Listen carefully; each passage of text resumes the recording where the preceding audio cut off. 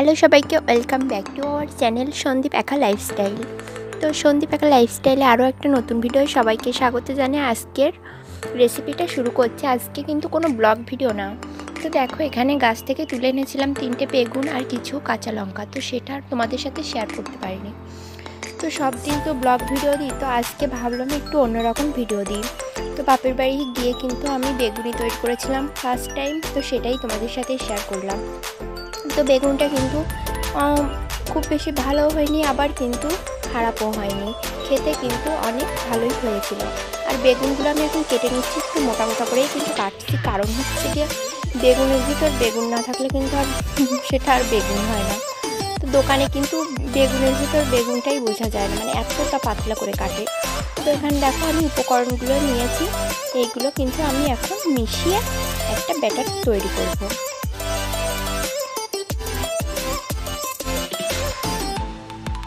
তো আমি কিন্তু এখানে বেসনের পরিমাণটা বেশি নিয়েছি, ময়দার পরিমাণটা কম নিয়েছি। তো এখন দেখো লবণ দিয়ে দিচ্ছি, আর এখানে দিয়ে দেব পরিমাণ মতন হলুদ আর হচ্ছে লঙ্কা গুঁড়ো। তো গুঁড়োটা ছিল না, আমি কিন্তু দুটো শুকনো ঝাল শিলে বেটে নিয়েছিলাম, তো সেটাই আর কি দিলাম। তো কালো জিরেও দেওয়া যায়, কিন্তু আমাদের বাড়িতে কালো জিরে ছিল না, এই জন্য দিইনি। তো এখন হচ্ছে অল্প করে জল দেবো আর ব্যাটারটা তৈরি করব। তো ব্যাটারটা কিন্তু বেশি ঘন হবে না, আবার বেশি পাতলাও হবে না।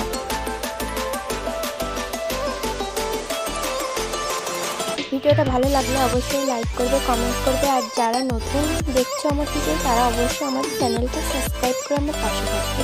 তো দেখো ব্যাটারটা তৈরি করা হয়ে গেছে।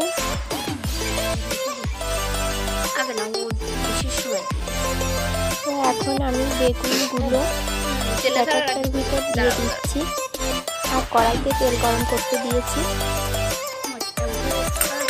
তো একে একে ছেড়ে দেবো কিন্তু।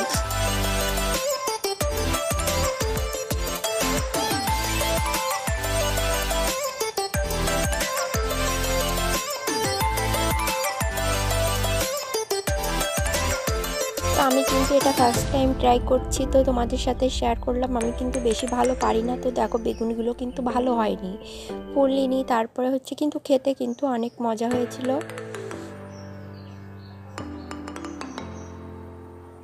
তো এর ভিতর মনে হয় বেকিং সোডা দিলে আর একটু ফুলতো, তো বেকিং সোডা ছিল না।